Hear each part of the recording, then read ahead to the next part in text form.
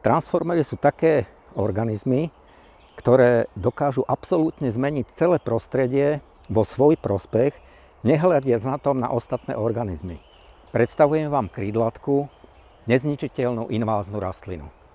Dokáže rásť takmer všade, dokonca aj na sopkách. Jednou rastlinkou to začína a takto to končí.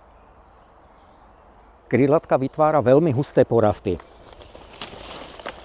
pod ktorými pre nedostatok svetla prakticky nič nerastie. Vyzerá, že je tu toho veľa, ale dvakrát toľko je ešte pod zemou.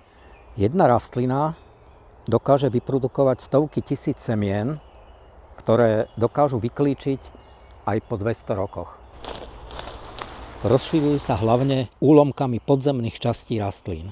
Skúmali kolegovia v Anglicku, že do akej miery sa dajú tie podzemky nasekať. Dajú sa nasekať až do veľkosti pod 1 gram a z každého jedného kúska toho podzemku ešte stále vyrastie nová rastlina. A navyše vyrastie veľmi rýchle. Zhruba do 6-7 dní začnú z tých úlomkov vyrastať nové rastliny. Kým sa to rozšíri do takéhoto porastu, pri ktorom stojíme, to vôbec nemusí trvať dlho. Pre lepšiu predstavu, až 5 cm vyrastie za jeden deň. Dorastá do výšky 3,5 metra a túto výšku dosiahne zhruba za 2 mesiace. Uberá životný priestor našim domácim rastlinám, našim domácim organizmom. Čiže priestor, ktorý tá rastlina raz obsadí, už drží vo svojej moci, zdá sa v úvodzovkách, že navždy. Spôsob, ako sa z krídlatek v prírode zbaviť, ľudia už vyskúšali viacero.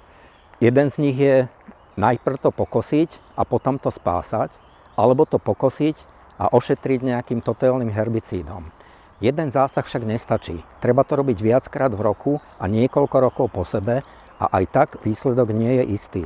V podstate jediný asi spôsob, ako sa toho dá definitívne zbaviť, je vybagrovať celý priestor aj so všetkými podzemnými časťami a túto zeminu totálne spáliť a až potom sa to dá vrátiť naspäť. Bola dovezená z východnej Ázie a dokonca získala ocenenie ako najzaujímavejšia rastlina roka. Neprešlo ani 200 rokov a je z nej jedna z najinváznejších rastlín na svete. To je príklad toho, že cesta do pekla je dláždená dobrými úmyslami.